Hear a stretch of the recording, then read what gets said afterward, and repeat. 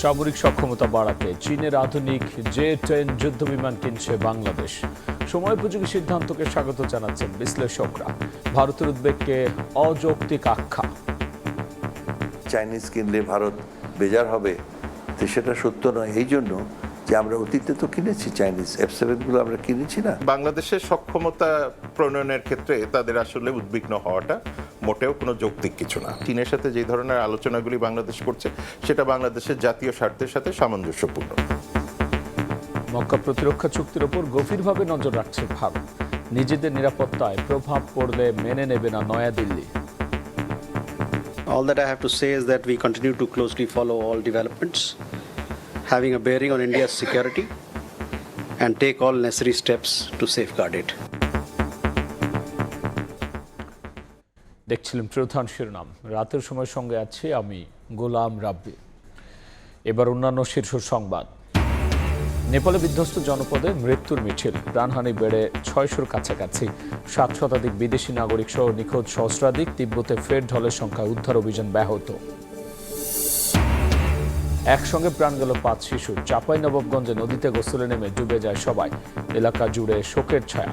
অভিভাবকদের সচেতন হওয়ার পরামর্শ।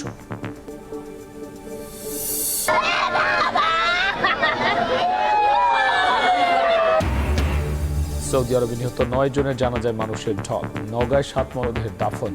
রাশিয়ায় গ্যাস প্ল্যান্ট বিস্ফোরণে প্রাণ গেল বাংলাদেশের। ভৈরবে পরিবারের মাতম। পাঠ্যবইয়ে যুক্ত হচ্ছে বেগম খালেদা জিয়ার অবদান। থাকছে সিপাহী জনতার বিপ্লবের ইতিহাস।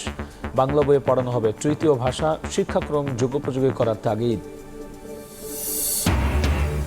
এবং রাজধানী ঢাকার 416 বছর পূর্তি উপলক্ষে দক্ষিণ সিটির আয়োজনে বর্ণাঢ্য শোভাযাত্রা। তুলে ধরা হলো ঐতিহ্য ও সংস্কৃতি। পুরান ঢাকাকে আকর্ষণীয় করে গড়ে তোলার ঘোষণা।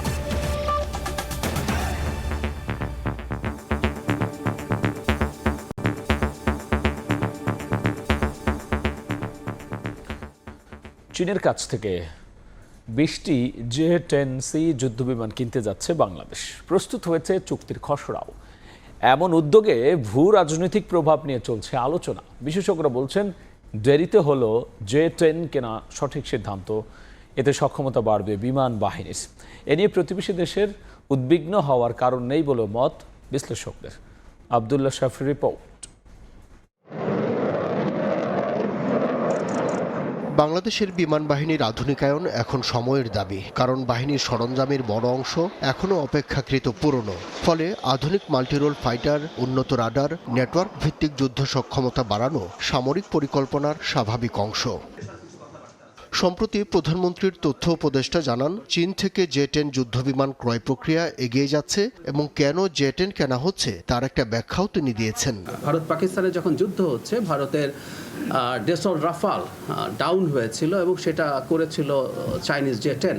প্রতিরক্ষা বিষয়ক ওয়েবসাইট দ্য ওয়ার জোনের তথ্য অনুযায়ী চীনের তৈরি J-10 ভিগোরাস ড্রাগন চতুর্থ প্রজন্মের বহুমাত্রিক যুদ্ধবিমান। সুপারসনিক গতির এই যুদ্ধবিমান একই সঙ্গে আকাশযুদ্ধ, স্থল ও সমুদ্রের লক্ষ্যবস্তুতে ও শত্রুর রাডার ও যোগাযোগ ব্যবস্থায় আঘাত হানতে সক্ষম। এই সিদ্ধান্তকে সময়োপযোগী জানিয়ে বিশ্লেষকরা বলছেন, জাতীয় নিরাপত্তার জন্য সামরিক সক্ষমতা বাড়ানোর প্রক্রিয়া বহু বছর ধরে ব্যাহত হয়েছে। চীনের সাথে যে ধরনের আলোচনাগুলি বাংলাদেশ করছে সেটা বাংলাদেশের জাতীয় স্বার্থের সাথে সামঞ্জস্যপূর্ণ। সুতরাং সেই জায়গাতে আসলে ব্যত্যয় ঘটানোর কোনো জায়গা নেই। এখন আমি মনে করি যে সরকার একটা সঠিক সমন্বিত পথে আছে। গত 30 বছর আপনাকে বললাম যে ওই 8টা MiG-29 পরে আজ পর্যন্ত কোনো কেনা হয়নি। যদি কেনা হয় এটা ডেফিনেটলি বিমান বাহিনীর সক্ষমতাকে বৃদ্ধি করবে। তবে চীন থেকে বাংলাদেশের সমরাস্ত্র কেনাকে ভারত কিভাবে নেবে তা নিয়ে নানা মহলে আলোচনা হচ্ছে। এই আন্তর্জাতিক সম্পর্ক বিশ্লেষক মনে করেন, দুই দেশের সম্পর্কের সোনালী সময়েও বাংলাদেশের জাতীয় নিরাপত্তার ঘাটতি ছিল। তাই বাংলাদেশের সক্ষমতা তৈরির ক্ষেত্রে তাদের উদ্বিগ্ন হওয়ার যৌক্তিক কোনো কারণ নেই। জাতীয় নিরাপত্তার যে গ্যাপগুলি আছে সেগুলিতে পূরণ করার ক্ষেত্রে সক্ষমতা দেখাতে পারতেন, নিশ্চয়ই বাংলাদেশ তাদের সাথে সহায়তা করতে। এখন তাদের নিজেদেরই যখন সক্ষমতা নেই, সুতরাং বাংলাদেশের সক্ষমতা প্রণয়নের ক্ষেত্রে তাদের আসলে উদ্বিগ্ন হওয়াটা মোটেও কোনো যৌক্তিক কিছু না। চাইনিজ কিনলে ভারত বেজার হবে, তো সেটা সত্য নয়। এই জন্য যে আমরা অতীতে তো কিনেছি চাইনিজ F7 গুলো আমরা কিনেছি না। J-10CE কিনতে সরকারকে গুনতে হবে 220 কোটি মার্কিন ডলার, শোধ হবে 10 বছরে। এর পাশাপাশি আছে রক্ষণাবেক্ষণের খরচও। অর্থনৈতিক সংকটের মধ্যে এই চাপ সামাল দেয়াকে চ্যালেঞ্জ হিসেবে দেখছেন এই নিরাপত্তা বিশ্লেষক। বর্তমানে যে অর্থনৈতিক অবস্থা বাংলাদেশের, যে এত বড় একটা ভেঞ্চার তারা করতে পারবে কিনা, যদি তারা পারে ইট ইজ ভেরি গুড। অর্থনীতির যে যুক্তিটা বারবার দেওয়া হয় সেটার যেমন একটা ভ্যালু আছে বটে, কিন্তু নিরাপত্তার ক্ষেত্রে এই জায়গাতে আমার মনে হয় যে দুটাকে একসাথে মেলানোটা ঠিক হবে না। সমরাস্ত্র কেনার ক্ষেত্রে পশ্চিমা ভূ রাজনৈতিক সমীকরণের বিষয়টিও মাথায় রাখার পরামর্শ বিশ্লেষকদের। আব্দুল্লাহ শাফি, সময় সংবাদ, ঢাকা। এ নিয়ে বিস্তারিত জানাতে স্টুডিওতে যুক্ত হয়েছেন সহকর্মী ফারুক ভুঁইয়া রবিন। যাচ্ছি তার কাছে।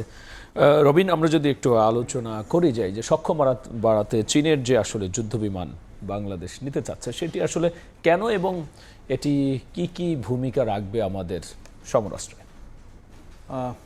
এই যে যুদ্ধ বিমানটি কিনা, সেটি চীনের নির্মিত যে যুদ্ধ বিমানটি, সেটিকে বলা হয়ে থাকে যে মানে চতুর্থ প্রজন্মের এবং অত্যাধুনিক প্রযুক্তির এই যুদ্ধ বিমানটি, সেটি বাংলাদেশ বিমান বাহিনীর জন্য কেনা হবে। যে মূলত গত বছরের মার্চে তৎকালীন অন্তর্বর্তী সরকারের প্রধান উপদেষ্টা ডক্টর মোহাম্মদ ইউনূস যখন চীন সফরে, বেইজিং সফরে গিয়েছিলেন, তখনই কিন্তু এই বিষয়টি নিয়ে, অর্থাৎ যুদ্ধ বিমান J-10CE কেনার বিষয়ে আসলে যে আলাপ আলোচনা হয়, তো তারই ধারাবাহিকতায় পরবর্তীতে নানা সময়ে আলাপ আলোচনা এগিয়ে গেছে এবং এখন এটি যে পর্যায়ে এসে দাঁড়িয়েছে, অর্থাৎ যে খসড়া যে চুক্তিপত্র সেটি কিন্তু প্রস্তুত করা হয়েছে এবং এই যুদ্ধ বিমান কেনার জন্য এখন থেকে যদি আপনাকে জানাই যে এই যুদ্ধ বিমান কেনার জন্য যেটি বলা হচ্ছে যে এই 20টি যুদ্ধ বিমান কেনার জন্য প্রায় 27,000 কোটি টাকা খরচ পড়তে পারে। তো এরকম একটি অবস্থা, তো নিশ্চয়ই যে টাকার অঙ্ক যেটি দেখছেন সেটিও কিন্তু যে বেশ বড় ধরনের একটি টাকা, কারণ বর্তমানে বাংলাদেশের অর্থনীতি এমনিতেই নানা একটি চাপের মধ্যে রয়েছে। তো তবে যেটি সরকারের পক্ষ থেকে যেটি বলা হয়েছে যে এই মানে অর্থ সংস্থানটি, অর্থাৎ এটি আসলে যে শোধ করতে হবে 10 বছরে।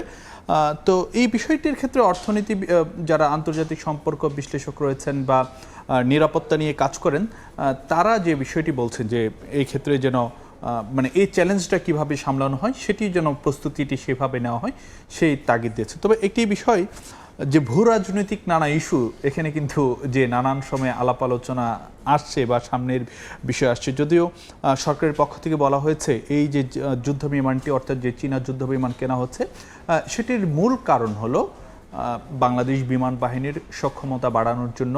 কারণ এই যে J-10C ও কিন্তু যে আপনার রাফেল ভূপাতিত করেছিল, এরকম মানে সক্ষম এই যুদ্ধ বিমানটি। তো সেই কারণে মানে সেটির তাৎপর্য বা যদি গুরুত্ব, সেটিকে কিন্তু যে বিশেষভাবে দেখা হয় এবং সেখানে রবিন বলছিলেন যে ভূ রাজনৈতিক সমীকরণ আছে, সেক্ষেত্রে পাশের দেশ কি বলছে? পাশের দেশ এখন পর্যন্ত এই বিষয় নিয়ে কিছু বলেনি, তবে বিশ্লেষকরা যেটি বলছেন যে এটি নিয়ে মানে প্রতিবেশী দেশ ভারত কিভাবে নেয়, কিংবা যেহেতু এটি চীন থেকে কেনা হচ্ছে, সেক্ষেত্রে যুক্তরাষ্ট্র কিংবা তার মিত্ররা তারা এটি কিভাবে নেয়, সেই বিষয়গুলো নিয়ে কিন্তু যে মানে অনেকের মানে বিষয়গুলো আলোচনার দাবি রাখে, এটি অনেক বিশ্লেষক বলছেন। তবে বিশ্লেষকরা কিন্তু একই সঙ্গে বলেছেন যে এটি নিয়ে মানে ভারতের উদ্বিগ্ন হওয়ার কোনো কারণ নেই, কারণ এটি তো বাংলাদেশের নিজস্ব সক্ষমতা বাড়ানোর জন্য নিচ্ছে এবং মানে সব দেশই কিন্তু যে তার সামরিক সক্ষমতা কিংবা প্রতিরক্ষা ব্যবস্থা সেগুলো সময়ের সঙ্গে সঙ্গে আধুনিকায়ন করে থাকে। রবিনের পাশাপাশি কিন্তু এই যে মক্কা প্রতিরক্ষা চুক্তি যে সেটি নিয়েও কিন্তু সেটি নিয়েও গত কয়েকদিন যাবৎ আলাপ আলোচনা চলছে। গতকাল বাংলাদেশের পররাষ্ট্রমন্ত্রী তিনিও কিন্তু ওই যে সংসদে বক্তব্য দিয়েছেন এবং সেখানে বলেছেন যে এটির বিষয়ে যে ঢাকা এখন পর্যন্ত ইতিবাচক এই বিষয়টি নিয়ে, যদিও এখানে যোগ দেওয়ার না দেওয়ার বিষয়ে এখন পর্যন্ত কোনো সিদ্ধান্ত হয়নি, কিন্তু এটি আলাপ আলোচনার মধ্যে আছে। তবে এই ইস্যুটিতে আজকে কিন্তু ভারত প্রতিক্রিয়া দেখিয়েছে। আমরা মানে ভারতীয় মুখপাত্রের যে একটি বক্তব্য শুনে তারপর আমরা আলোচনায় আসছি। বাংলাদেশের আজকে ভারতের মানে পররাষ্ট্র মন্ত্রণালয়ের মুখপাত্র তিনি বাংলাদেশের এই বিষয়টি নিয়ে তিনি সাংবাদিকদের প্রশ্নের উত্তরে তিনি প্রতিক্রিয়া দেখিয়েছেন। দেখছি তার কথাটি একটু শুনে আসছি। All that I have to say is that we continue to closely follow all developments having a bearing on India's security and take all necessary steps to safeguard it.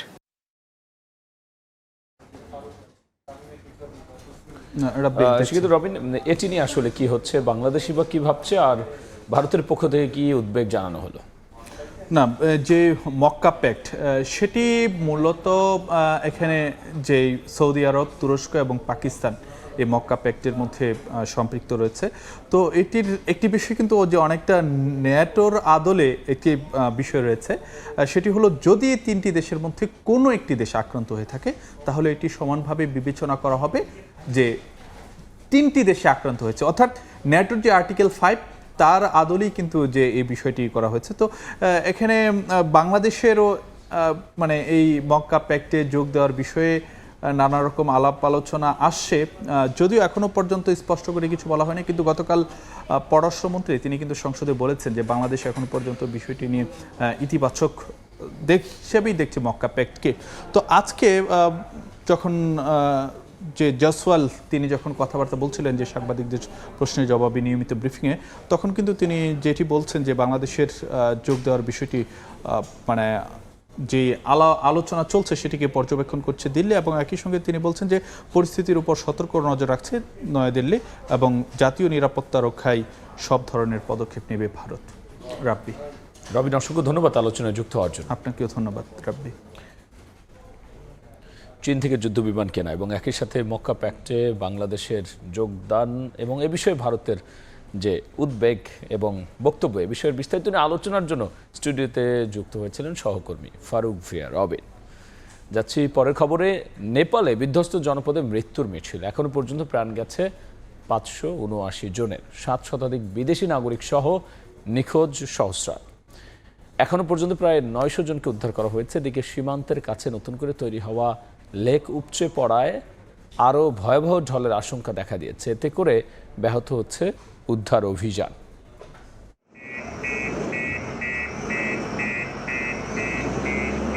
নেপালের বন্যা কবলিত এলাকায় তৃতীয় দিনের মতো চলছে উদ্ধার ও তল্লাশি অভিযান। সেনাবাহিনী, পুলিশ ও সশস্ত্র বাহিনীর সদস্যরা হেলিকপ্টার ও স্থলপথে দুর্গম এলাকায় পৌঁছে জীবিতদের উদ্ধারের চেষ্টা করছেন। পাশাপাশি নদীর তীর ও ভাটির এলাকায় খুঁজছেন নিখোঁজদের। তবে বৃষ্টি ও প্রতিকূল আবহাওয়ায় ব্যাহত হচ্ছে অভিযান। নেপালের বিভিন্ন সংস্থার হিসেবে শত শত মানুষ এখনও নিখোঁজ। নিখোঁজদের মধ্যে পর্যটক, তীর্থযাত্রী ও বিদেশি নাগরিকদের সংখ্যাও উল্লেখযোগ্য। নেপাল ট্যুরিজম বোর্ড জানিয়েছে ক্ষতিগ্রস্ত এলাকায় এখনও বহু পর্যটক ও ভ্রমণকারী নিখোঁজ রয়েছেন। এদিকে তিব্বতেও বেশ কয়েকজনের হতাহতের খবর পাওয়া গেছে।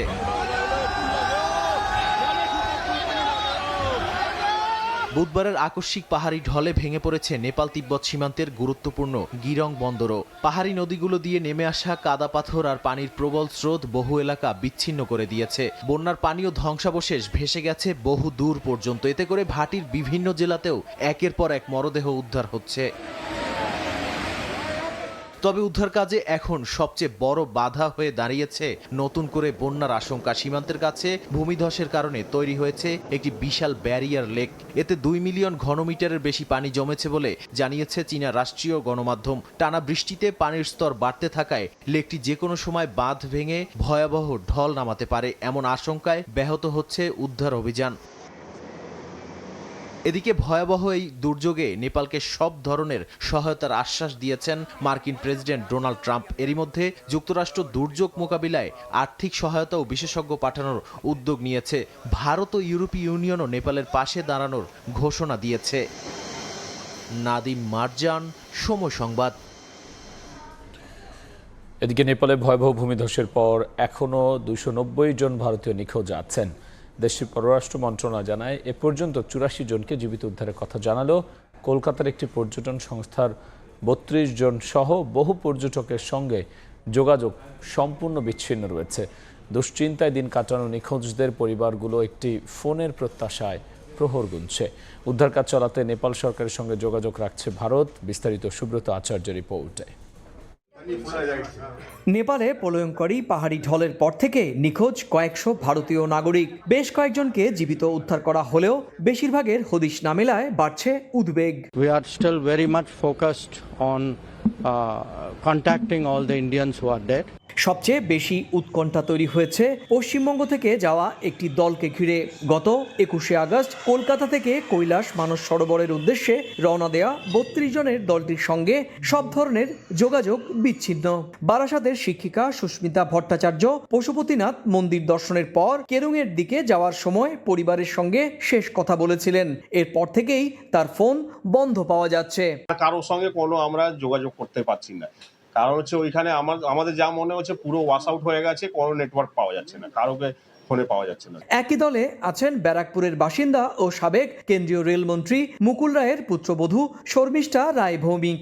গত বুধবার দুপুরে মানস সরোবরের পথে যাওয়ার সময় শেষবার স্বামীর সঙ্গে কথা হয় তার। পরে কেরুঙের অভিবাসন দপ্তরটির বানের তোড়ে ভেসে যাওয়ার ছবি ও খবর সামনে আসার পর থেকেই পরিবারগুলো চরম উদ্বেগে রয়েছে। কলকাতার ভ্রমণ সংস্থার অফিসও নিখোঁজ কর্মীদের ব্যাপারে কোনো তথ্য দিতে পারছে না। শুধু পশ্চিমবঙ্গ নয়, তামিলনাড়ু, কেরালা, গুজরাট, কর্ণাটক, অন্ধ্রপ্রদেশ, উড়িষ্যা ও ছত্তিশগড়ের বহু মানুষের খোঁজ এখনও মেলেনি। স্বজনদের খোঁজে হেল্পলাইনে যোগাযোগ করছে তাদের পরিবার। সুব্রত আচার্য, সময় সংবাদ, কলকাতা। চাঁপাইনবাবগঞ্জে নদীতে গোসল করতে নেমে 3 পরিবারের 5 মেয়ে শিশুর মৃত্যু হয়েছে। এই ঘটনা এলাকায় নেমে এসেছে শোকের ছায়া। নিহতদের পরিবারের পাশে থাকার আশ্বাস প্রশাসনের। পাশাপাশি নদী তীরবর্তী এলাকায় বসবাসকারীদের সচেতন থাকার পরামর্শ উপজেলা নির্বাহী কর্মকর্তা।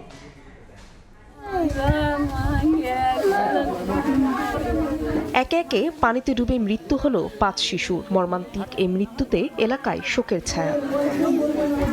শুক্রবার দুপুরে চাঁপাইনবাবগঞ্জ সদর উপজেলার চরচাকলা গ্রামে মরা পাগলা নদীতে গোসল করতে নামে 7 থেকে 12 বছর বয়সী 5 শিশু। এ সময় একজন তলিয়ে গেলে বাকিরা তাকে বাঁচাতে এগিয়ে যায়। এক পর্যায়ে 5 শিশুই পানিতে ডুবে যায়। বিষয়টি টের পেয়ে স্থানীয়রা ছুটে গিয়ে তাদের উদ্ধারের চেষ্টা চালায়। পরে পাওয়া যায় শিশুদের মরদেহ।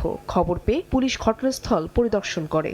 দুর্ভিক্ষ এলাকা বন্যা পানিতে ঢুকে ওই জায়গাটা গর্ত করে ওই মাটি কেটে আমাদের ক্লিয়ার করেছে। কিন্তু বাচ্চারা তো জানে না, গোসল করতে গেছে। 5টা ছেলে এক জায়গাতে ছিল, মনে হয় হয়তো একটা খাটলা সমান জায়গাতে ছিল 5টা ছেলে। এক মহিলা চিৎকার করে বলছিল, তখন শুনলাম। শোনার পরে আমি ওখানে গেলাম। ওখানে গিয়ে আমি নিজে লাশ উঠিয়েছি।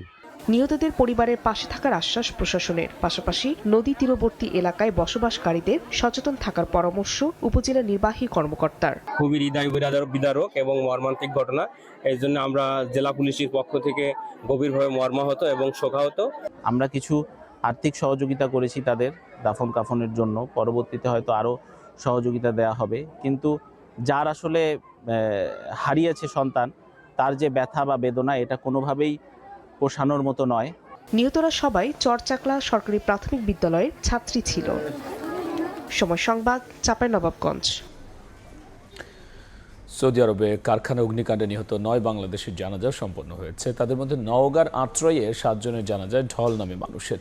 প্রিয়জনকে শেষবারের মতো বিদায় জানাতে জড়ো হন স্বজন ও এলাকাবাসী।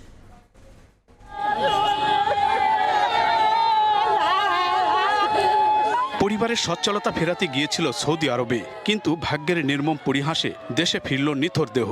সৌদি আরবে অগ্নি দুর্ঘটনার 20 দিন পর 9 বাংলাদেশির লাশ গ্রামের বাড়িতে পৌঁছালে তৈরি হয় হৃদয় বিদারক দৃশ্য। নিহতদের মধ্যে 7 জনের বাড়ি নওগাঁর আত্রাই উপজেলার গন্ডগোহালী গ্রামের 2 ভাই মোহন ও সুমনকে হারিয়ে পাগল প্রায় মা বাবা। স্বজনদের আহাজারিতে এলাকায় শোকাবহ পরিবেশ। আমরা কোনোদিন এত লাশ দেখিনি। গ্রামের মানুষ খুব মর্মাহত, শোকাহত। খুবই ভালো সওয়াল। এই গায়ের মানুষকে কবে যে খারাপ ছেলেগুলো, খুব ভালো ছিল। শুক্রবার সকালে আত্রাই মোল্লা আজাদ মেমোরিয়াল কলেজ মাঠে 7 জনের জানাজা অনুষ্ঠিত হয়। অংশ নেন হাজারো মানুষ। পরে মরদেহগুলো পরিবারের কাছে হস্তান্তর করা হয়। প্রবাসী যে কত কষ্ট, আমি 7 বছর যাবত প্রবাসে থাকি, তো বলার মতো কোনো ভাষা নেই। আমরা খুব কষ্ট পেয়েছি, খুব দুঃখ পেয়েছি। আল্লাহ তারা যেন বেহেশতে বারিশি করে। এদিকে নাটোরের নলডাঙ্গার রবিউল আওয়ালের বাড়িতেও শোকের মাতম। পরে সকালে স্থানীয় স্কুল মাঠে জানাজায় অংশ নেন শত মানুষ। পরে স্থানীয় কবরস্থানে দাফন করা হয়। বহুত আশা ছিল, আমার বাবার এক স্বপ্ন ছিল, বাবার এক লিয়ে আল্লাহ বাবা বাড়ি করবে, আমার বাড়ি নাই, আমার মাটি ঘরে থাকি। রাজশাহীর বাগমারায় শ্যামল উদ্দিনের জানাজায়ও অংশ নেন গ্রামের মানুষ। পরে পারিবারিক কবরস্থানে দাফন করা হয়। সৌদি আরবের সোফা কারখানায় অগ্নিকাণ্ডে গত 9 আগস্ট 16 বাংলাদেশি প্রাণ হারান। বৃহস্পতিবার দেশে আনা হয় 9 বাংলাদেশির মরদেহ। এমআর রকি, সময় সংবাদ। গণতন্ত্রের জন্য সাবেক প্রধানমন্ত্রী বেগম খালেদা জিয়ার অবদান যুক্ত হচ্ছে পাঠ্য বইয়ে। সেই সঙ্গে 6ষ্ঠ থেকে 8ম শ্রেণীর বাংলাদেশ ও বিশ্ব পরিচয় বইয়ে যুক্ত করা হচ্ছে 7 নভেম্বরের সিপাহী জনতার বিপ্লবের ইতিহাসও। যোগ হচ্ছে তৃতীয় ভাষাও। এছাড়াও বীর শ্রেষ্ঠদের জীবনী ও মুক্তিযুদ্ধের ব্রিগেড ফোর্সের ইতিহাসও যুক্ত করা হচ্ছে পাঠ্যক্রমে। আধুনিক শিক্ষাক্রমের পাশাপাশি মূল্যায়ন পদ্ধতিও যুগোপযোগী করার তাগিদ দিচ্ছেন খাত সংশ্লিষ্টরা। নুরি আলম জানাচ্ছেন বিস্তারিত। প্রধানমন্ত্রী তারেক রহমানের নেতৃত্বে বর্তমান সরকার দায়িত্ব নেয়ার পরই শিক্ষাক্রম পরিমার্জনের কাজ শুরু করে শিক্ষা মন্ত্রণালয়। সম্প্রতি এই পরিমার্জনের চূড়ান্ত অনুমোদন দিয়েছে জাতীয় শিক্ষাক্রম সমন্বয় কমিটি। আগামী বছর 4র্থ শ্রেণীতে বাংলাদেশের সংস্কৃতি এবং খেলাধুলা বই, 6ষ্ঠ শ্রেণীতে লার্নিং উইথ হ্যাপিনেস এবং কারিগরি ও বৃত্তিমূলক শিক্ষা বই চালু হচ্ছে। আমরা শিক্ষাক্রমটা পরিমার্জন করে এই জিনিসগুলো কিন্তু পরবর্তী শিক্ষাক্রমের মধ্যেই চলে যাবে। মানে আমরা এখন যেটা করছি এটা একটু অ্যাডভান্স কাজ, কিন্তু পরবর্তী শিক্ষাক্রমের মধ্যে এই জায়গাগুলো এই কারিকুলামটা অলরেডি বানিয়ে আমরা প্রণয়ন করে তারপরে এটা পরবর্তী শিক্ষাক্রমের রিভিশন যখন হবে তখন সেখানে অ্যাডজাস্ট করে দেওয়া হবে। এর বাইরে বইয়ে নতুন বিষয়বস্তু যোগ করে 6ষ্ঠ থেকে 9ম শ্রেণী পর্যন্ত তথ্য ও যোগাযোগ প্রযুক্তি বইয়ের অনুমোদন হয়েছে। 6ষ্ঠ শ্রেণীর বাংলা বইয়ে তৃতীয় ভাষা, একই শ্রেণীতে বাংলাদেশ ও বিশ্ব পরিচয় বইয়ে বীর শ্রেষ্ঠদের জীবনী অন্তর্ভুক্ত হচ্ছে। 8ম শ্রেণীর বাংলা বইয়ে মুক্তিযুদ্ধের ব্রিগেড ফোর্সের ইতিহাস থাকছে। 6ষ্ঠ থেকে 8ম শ্রেণীর বাংলাদেশ ও বিশ্ব পরিচয় বইয়ে 7 নভেম্বরের সিপাহী জনতার বিপ্লবের ইতিহাস যোগ হচ্ছে। 8ম এবং 9ম শ্রেণীর বাংলাদেশ ও বিশ্ব পরিচয় বইয়ে 90-এর গণ অভ্যুত্থানে সাবেক প্রধানমন্ত্রী বেগম খালেদা জিয়ার অবদান যুক্ত হচ্ছে। 91 যে নির্বাচন অথবা গণতান্ত্রিক প্রক্রিয়ায় যে উত্তরণে, সেখানে দেশনেত্রী বেগম খালেদা জিয়ার অবদানটা আমরা সবাই জানি, যেটা এতদিন অনুপস্থিত ছিল। আমরা চেষ্টা করেছি সেটা তুলে আনতে। শিক্ষা সংশ্লিষ্টরা বলছেন শিক্ষাক্রমকে আধুনিক করতে হবে, সেই সঙ্গে মূল্যায়ন পদ্ধতিকেও যুগোপযোগী করতে হবে। ইমপ্লিমেন্টেশনের জন্য যারা আমাদের স্টেক হোল্ডার আছেন, যারা শিক্ষা বিশেষজ্ঞ আছেন, যারা শিক্ষক শ্রেণীকক্ষে পাঠদান করেন, অভিভাবক, এদের সাথে একটু আলোচনা করে তাদের সাথে মত বিনিময়ের মধ্য দিয়ে আগামী দিনের এমন একটা কারিকুলাম তৈরি করা উচিত। পাণ্ডুলিপি যেন নির্ভুল হয় সেজন্য এনসিটিবিকে সর্বোচ্চ সতর্ক থাকার আহ্বান শিক্ষা গবেষকদের। নূরে আলম, সময় সংবাদ, ঢাকা। সাম্প্রতিক সময়ে আলোচিত নাম তৌহিদি জনতা। কখনো কনসার্ট, কখনো খোলা স্থানে বিশ্বকাপের ফুটবল ম্যাচ, প্রদর্শনীতে বাধা। সবশেষ সিলেটের বিয়ানীবাজারে নৌকা বাইচ আয়োজন ঘিরে তাদের আপত্তির বিষয়টি নিয়ে চলছে নানা আলোচনা। প্রশ্ন হচ্ছে, তৌহিদি জনতার ব্যানারে কারা সক্রিয়? আয়োজন বন্ধে তাদের এসব দাবির আইনগত ভিত্তিই বা কতটুকু? আর প্রশাসনই বা কিভাবে দেখছে তাদের এসব আপত্তিকে? জানব বিস্তারিত।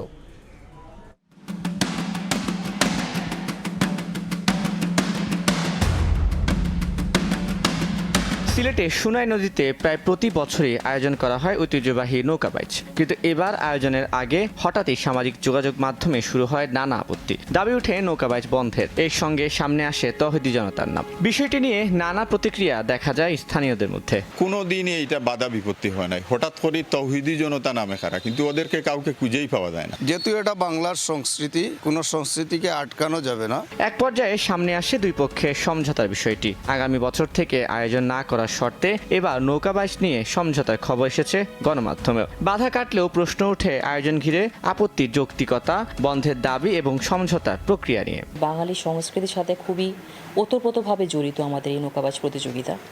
তো তৌহিদি জনতার নামে বা একজন বাধা দেওয়ার চেষ্টা করেছে, এই বিষয়টি আসলে আমাদের জন্য খুবই বিব্রতকর বটে। আর আগামী বছর অনুষ্ঠিত হবে না এই শর্তে আসলে এই বিষয়টি একটু ভুল মেসেজ দেওয়া হয়েছে। এই ধরনের কোনো শর্ত বা অন্য কোনো বিষয় এখানে আলোচনা হয়। হয়নি। তৌহিদি জনতা পরিচয়টি আসলে কারা ব্যবহার করছে? কোনো নির্দিষ্ট সংগঠন, ব্যক্তি নাকি সামাজিক যোগাযোগ মাধ্যমের প্ল্যাটফর্ম? তা নিয়ে উঠেছে প্রশ্ন। এই ব্যানারে উঠা দাবি নিয়ে আলেমদেরই বা অবস্থান কি? আমরা অনেক সময় আবেগতাড়িত হয়ে, আবেগের বশবর্তী হয়ে এমন কিছু করে ফেলি যেটা ইসলামের জন্য অনেক সময় ক্ষতির কারণ হয়, অথবা যারা ইসলাম বিদ্বেষী আছে তারা ইসলাম নিয়ে ট্রোল করার সুযোগ পায়। আমরা কিন্তু তাদের হাতে অস্ত্র তুলে দিচ্ছি। যে মব কালচার নামে একটা ইদানিং বেশ একটা জোরে সোরে আলোচনা আসে, মব কালচার। তো নিজের যদি আপনি আইন হাতে তুলে নেন তো অনেক সময় রাষ্ট্রের ভিতরে বিশৃঙ্খলা হয়, এটা ইসলাম এলাও করে না। নৌকাবাজ ছাড়াও সাম্প্রতিক সময়ে বিভিন্ন কনসার্ট, সাংস্কৃতিক আয়োজনে তৌহিদি জনতার ব্যানার ব্যবহার করে বাধা দেওয়া অভিযোগ প্রায়ই আসছে। এমনকি ফুটবল খেলা নিয়েও আপত্তি তুলে আসছে তারা। তানভীর হাসান, সময় সংবাদ, ঢাকা। হাদি হত্যার বিচারের জন্য সরকারকে 18 ডিসেম্বর পর্যন্ত আলটিমেটাম দিয়েছে ইনকিলাব মঞ্চ। শাহবাগ ইসলামী আন্দোলনের সমাবেশে এই হুঁশিয়ারি দেন সংগঠনটির সদস্য সচিব। আর ইসলামী আন্দোলনের নেতারা চলমান বিদ্যুৎ ও জ্বালানি সংকট সহ আইন শৃঙ্খলা পরিস্থিতি নিয়ে সমালোচনা করেছেন সরকারের। জুমার নামাজের পর মিছিল নিয়ে শাহবাগে জড়ো হতে থাকেন ইসলামী ছাত্র আন্দোলনের নেতাকর্মীরা। যোগ দেন সংগঠনের 35তম প্রতিষ্ঠাবার্ষিকীর ছাত্র সমাবেশে। সমাবেশে যোগ দিয়ে ইনকিলাব মঞ্চের সদস্য সচিব আব্দুল্লাহ আল জাবের জানান, 18 ডিসেম্বরের মধ্যেই শরীফ ওসমান হাদি হত্যার বিচার নিশ্চিত করতে হবে, না হলে আন্দোলনের হুঁশিয়ারি দেন তিনি। আগামী 18 ডিসেম্বর এই শাহবাগে লক্ষ জনতার সম্মিলনে শহীদ ওসমান হাদির হত্যার বিচার নিশ্চিত করেই এই সরকারকে ক্ষমতায় থাকতে হবে ইনশাআল্লাহ। ইসলামী আন্দোলনের নেতারা চলমান গ্যাস, বিদ্যুৎ সংকট ও আইন শৃঙ্খলা পরিস্থিতি নিয়ে সরকার এবং বিরোধী দলের ভূমিকার সমালোচনা করেন। বলেন, নির্বাচিত সরকার এলেও দেশে কোনো পরিবর্তন আসেনি। দাবি জানান গণভোটের রায় বাস্তবায়নের। একটি নির্বাচিত সরকার আসার পরেও আমরা কোনো পরিবর্তন দেখতে পাচ্ছি না। রাষ্ট্র সংস্কার করুন, গণভোটের রায় বাস্তবায়ন করুন। ইসলামী আন্দোলনের আমির সৈয়দ মোহাম্মদ রেজাউল করিম কল্যাণ রাষ্ট্র প্রতিষ্ঠা করতে দলের নেতাকর্মীদের নীতি আদর্শে অবিচল থাকার নির্দেশ দেন। খবরদার, নীতি আদর্শ কখনো যেন আমাদের বিঘ্নত না হয়, তাহলে অন্যান্য রাজনৈতিক ছাত্র সংগঠন, আমাদের ছাত্র সংগঠনের কোনো পার্থক্য থাকবে না। ইসলামকে রাষ্ট্রীয় পর্যায়ে প্রতিষ্ঠিত করার লক্ষ্যেই ইসলামী আন্দোলন রাজনীতি করে বলেও মন্তব্য করেন সৈয়দ রেজাউল করিম। মনির হোসাইন, সময় সংবাদ, ঢাকা। রাজধানী বাজারে কমতির দিকে ডিমের দাম 10 টাকা কমে ডজন বিক্রি হচ্ছে 140 টাকায়। কেজিতে 20 টাকা পর্যন্ত কমেছে মুরগির দামও। অন্যদিকে গত 2 সপ্তাহ ধরে কেজিতে 10 টাকা বাড়তি দরে বিক্রি হচ্ছে আটা ও চিনি। স্থিতিশীল রয়েছে বেশিরভাগ সবজির দর। গুমুট আবহাওয়ায় সাপ্তাহিক ছুটির দিনেও কাঙ্ক্ষিত ক্রেতা নেই রাজধানীর কারওয়ান বাজারে।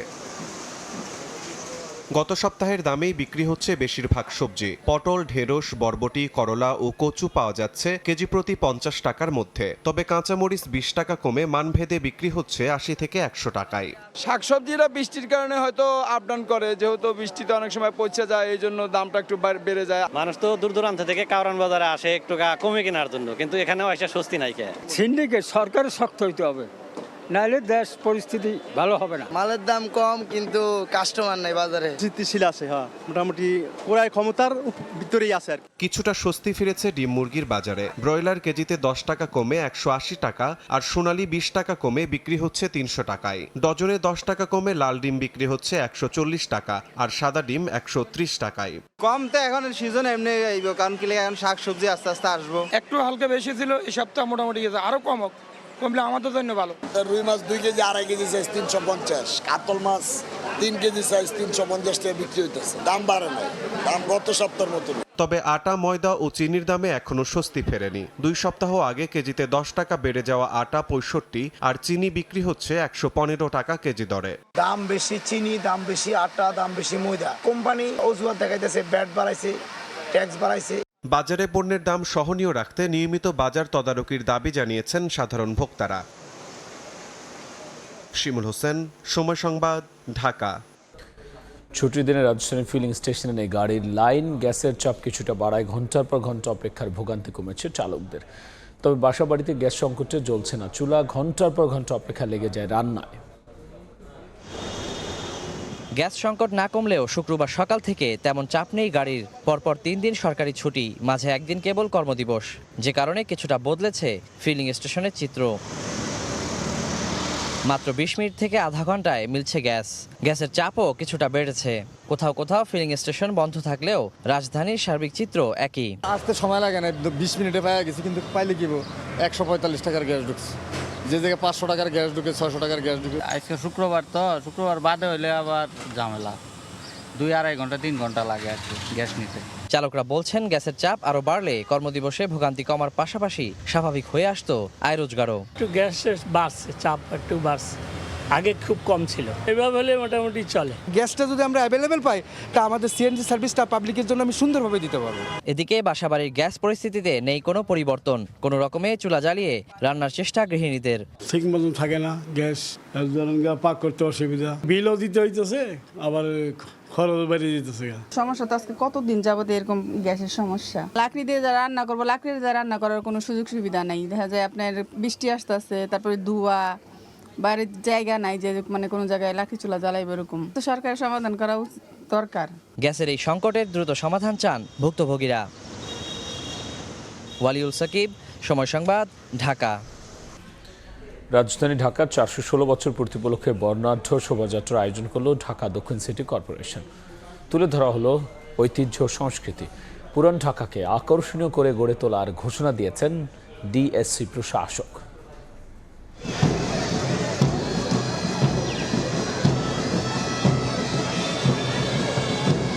ঘোড়ার গাড়ি, ডাকঢোল আর পুরান ঢাকার ঐতিহ্যের নানা অনুষঙ্গ, এমন বর্ণিল আয়োজনের মধ্য দিয়ে শুক্রবার বিকেলে শুরু হয় হৃদয়ে ঢাকা শোভাযাত্রা। পুরান ঢাকার লক্ষ্মীবাজার থেকে ঢাকা দক্ষিণ সিটি কর্পোরেশনের আয়োজনে শুরু হয় শোভাযাত্রা। এতে তুলে ধরা হয় ঢাকার ইতিহাস, ঐতিহ্য ও সংস্কৃতির নানা অনুষঙ্গ। লালবাগ কেল্লা, আহসান মঞ্জিল, ঢাকেশ্বরী মন্দির ও তারা মসজিদ সহ ঐতিহাসিক স্থাপনাগুলোর প্রতিকৃতি ছিল শোভাযাত্রার অন্যতম আকর্ষণ। অংশ নেন সিটি কর্পোরেশনের কর্মকর্তা, কর্মচারী ও নগরবাসী। পরে নগর ভবনে গিয়ে শেষ হয় শোভাযাত্রা। শোভাযাত্রা শেষে দক্ষিণ সিটির প্রশাসক বলেন, নগরবাসীকে সম্পৃক্ত করতেই হৃদয়ে ঢাকা উৎসবের আয়োজন। পুরান ঢাকাকে আরো সুন্দর করে সাজিয়ে এলাকাটিকে আকর্ষণীয় করে তুলতে চান তারা। আমরা বলতে চাই, এই ঢাকা আমার, এই ঢাকাকে আমরা হৃদয়ে ধারণ করতে চাই। যদি হৃদয়ে ধারণ করতে পারি তাহলে এই ঢাকাকে আমরা পরিচ্ছন্ন রাখতে পারবো, এই ঢাকাকে আমরা সবুজে রূপান্তরিত করতে পারবো। ডেঙ্গু মোকাবিলায় এডিস মশার বংশবিস্তার ঠেকাতে নগরবাসীকে সচেতন হওয়ার আহ্বান জানান ডিএসসিসির প্রশাসক। 4 দিনের বেশি কোথাও কোনো পানি জন্মাতে দেব না, তাহলে ডেঙ্গুর মশার উদ্ভব হবে না। এছাড়া নির্দিষ্ট স্থান ছাড়া যেখানে সেখানে ময়লা আবর্জনা না ফেলার আহ্বান জানান দক্ষিণ সিটি কর্তৃপক্ষ। তানভীর হাসান মেঘ, সময় সংবাদ, ঢাকা। যুক্তরাষ্ট্রে থাকা প্রায় 2 লাখ অস্থায়ী ভিসাধারীর তথ্য গোপনে যাচাই করছে ট্রাম্প প্রশাসন। কেউ পর্যটন ও ব্যবসায়িক ভিসায় ঢুকে পরবর্তীতে স্থায়ীভাবে থেকে যাওয়ার চেষ্টা করেছেন কিনা তা খতিয়ে দেখা হচ্ছে। ভিসা নিয়ে শক্ত অবস্থান নিয়েছে যুক্তরাষ্ট্র। পর্যটন ও ব্যবসায়িক প্রায় 2 লাখ ভিসা নতুন করে যাচাই করা হচ্ছে। খতিয়ে দেখা হচ্ছে ভিসা পাওয়ার সময় আবেদনকারীরা তাদের প্রকৃত উদ্দেশ্য সম্পর্কে মিথ্যা বা ভুল তথ্য দিয়েছিলেন কিনা। ভারতীয় গণমাধ্যম জানায়, মার্কিন পররাষ্ট্র দপ্তরের মুখপাত্র টমি পিগট বলেছেন, মার্কিন ভিসা কোনো অধিকার নয়, বরং এটি একটি সুযোগ। অস্থায়ী ভিসায় গিয়ে পরে আশ্রয়ের আবেদন করলেই সেটিকে প্রতারণা হিসেবে দেখা হবে না বলেও জানান মুখপাত্র। ডোনাল্ড ট্রাম্প দ্বিতীয় মেয়াদে হোয়াইট হাউসে ফেরার পর থেকেই যুক্তরাষ্ট্রে অভিবাসন নীতি ও আইন প্রয়োগ আরও কঠোর হয়েছে। ফারদিন মাজহার, সময় সংবাদ। এবার খেলার খবর। ফিফা এশিয়ান কাপকে সামনে রেখে আনুষ্ঠানিক প্রস্তুতি শুরু করেছে বাংলাদেশ ফুটবল দল। 27 লোকাল ফুটবলার নিয়ে প্রথম দিন ক্লোজ ডোর অনুশীলন করান কোচ থমাস ডুলি। ফিটনেস ফিরিয়ে আনতে ফুটবলারদের দিনে 2 বার অনুশীলন করাচ্ছেন হেড কোচ। তবে প্রথম দিনের অনুশীলন নিয়ে লোকচুরি ছিল বাফুফের। অনুশীলন কভারের জন্য অনুমতি ছিল না গণমাধ্যমের। ঘরোয়া লিগ শেষ হওয়ার লম্বা সময় ধরে খেলার মধ্যে নেই মুরসালিন জামালরা। তাই ফুটবলারদের ফিটনেস ফিরিয়ে আনতেই মনোযোগ কোচের। শুক্রবার সকাল 9টা 2.5 ঘন্টার অনুশীলনের পর বিকেলে আবার 1.5 ঘন্টার অনুশীলন করেন তপু ফাহিমরা। ফিফা উইন্ডো শুরু না হওয়ায় এখনও দলের সঙ্গে যোগ দেননি হামজা শমিত্রা। সরাসরি ইন্দোনেশিয়া দলের সঙ্গে যুক্ত হবেন তারা। এছাড়াও সেপ্টেম্বরের মাঝামাঝি ঢাকায় দলের সঙ্গে যুক্ত হবেন জায়ান আহমেদ। টুর্নামেন্ট শুরুর 3 দিন আগে কন্ডিশনের সঙ্গে মানিয়ে নিতে ইন্দোনেশিয়া যেতে চান হেড কোচ। তার আগে বাংলাদেশ ফুটবল লিগে খেলা কোনো ক্লাবের সঙ্গে প্রীতি ম্যাচ খেলতে চান থমাস টুল। এ পর্যায়ে শীর্ষ সংবাদ জানিয়ে দিচ্ছে আরও একবার। সামরিক সক্ষমতা বাড়াতে চীনের আধুনিক J-10 যুদ্ধবিমান কিনছে বাংলাদেশ। সময় উপযোগী সিদ্ধান্তকে স্বাগত জানাচ্ছেন বিশ্লেষকরা। ভারতের উদ্বেগকে অযৌক্তিক আখ্যা। একসঙ্গে প্রাণ গেল 5 শিশুর। চাঁপাইনবাবগঞ্জ নদীতে গোসলে নেমে ডুবে যায় সবাই। এলাকা জুড়ে শোকের ছায়া। অভিভাবকদের সচেতন হওয়ার পরামর্শ।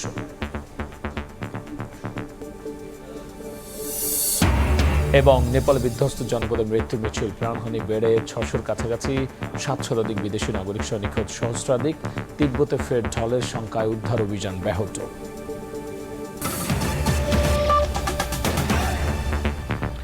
এই ছিল রাতের সময়। এরপর দেখবেন সম্পাদকীয়। সঙ্গেই থাকুন সময়।